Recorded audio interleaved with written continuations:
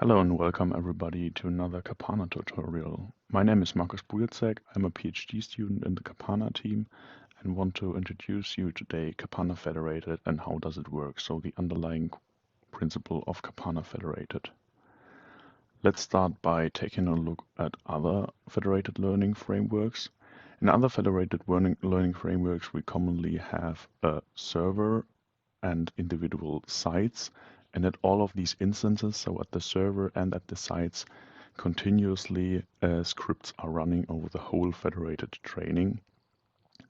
And these scripts are communicating with each other to complete federated rounds. So the server scripts starts and says to the site scripts that they should do something, then the site scripts do the local training within the federated round for n local epochs, and then they communicate back to the server, and both type of scripts wait for each other until the next demand is coming.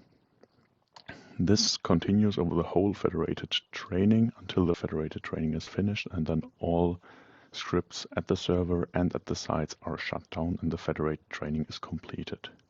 In Kaapana Federated, we do things a little bit different. Let's start with the common thing. In Kaapana Federated, we have also over the whole time of the federated training a server orchestration workflow running.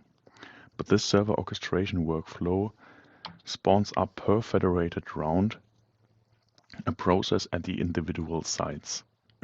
So the server communicates to the sites, spawn up a process, and then the local training at the sites happens, and then they report, for example, model parameters or other message contents back to the server, and the federated round is finished and the process at the sites is terminated, and in the next federated round they are spawned up again, they do the local stuff and are killed again until the whole federated training is finished. But why do we do things differently in Kaapana Federated? To answer this question, we have to take a look how Kaapana workflows work in general. Kaapana workflows are divided into modular operators, like we can see here. And these operators, in this case the pre-processing operator, the algorithm operator, and the post-processing operator, are iteratively executed to complete a whole workflow execution. In Kaapana Federated, we reuse exactly the same workflow pipeline, which can be executed locally for the federated execution at the individual sites. These locally executable workflows are then continuously over n federated rounds n times executed, and we execute all the time always the whole pipeline. Of course, we can't. We also need something to handle the federated communication, and that's why this workflow is wrapped into a federated communication wrapper to get model parameters or other messages and then report back the locally trained model parameters back to the server and other messages. So the first thing is the federated communication wrapper. As I already said, we execute per federated round always one time the workflow at the individual sites. But of course, we don't want to execute in the fifth federated round, for example, always the pre-processing operator. We just want to execute the pre-processing operator in the first federated round, then always only the algorithm over the whole federated training, and only in the last federated round we want to do the post-processing. And that's why we introduce the mechanism of skip operators. Skip operators allow us to define certain operators to be executed or skipped.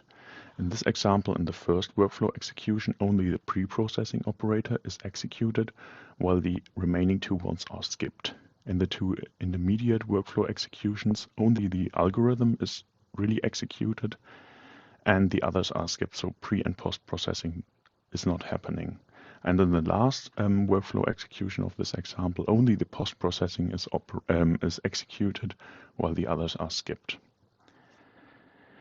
With this mechanism, we can then reuse always the same pipeline at the individual sites without doing extra and unnecessary work.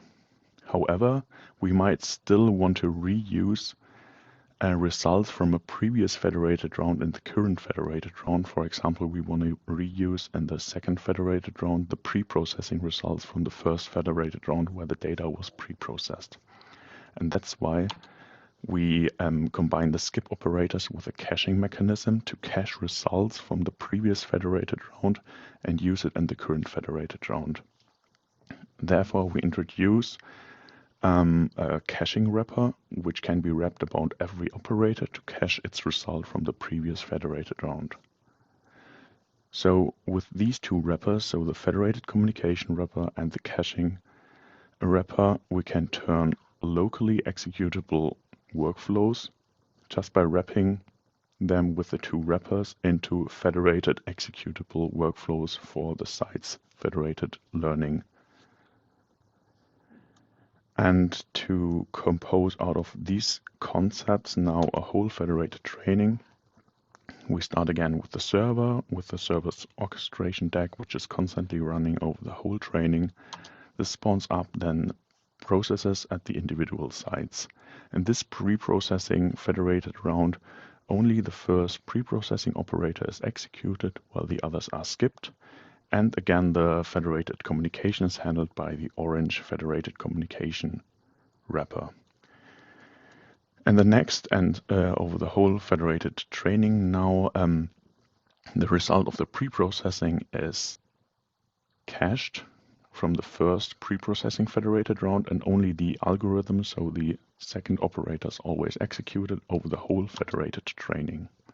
And then the last real round of the federated training, we used then the caching mechanism of the algorithm operator to have them available for the last post-processing federated round, where we do some post-processing and to complete finally the federated training by also terminating then the server orchestration workflow. This was a brief introduction about how Kaapana Federated works and the underlying concepts. To further learn about how to set up a Kaapana instance or how to set up a federated learning federation, or for further technical details about the federated communication protocol or the federated learning security features of Kaapana Federated, please check out our documentation. Otherwise, thanks for watching, and please also check out our Kaapana Slack, our Kaapana GitHub page, Twitter, and our documentation.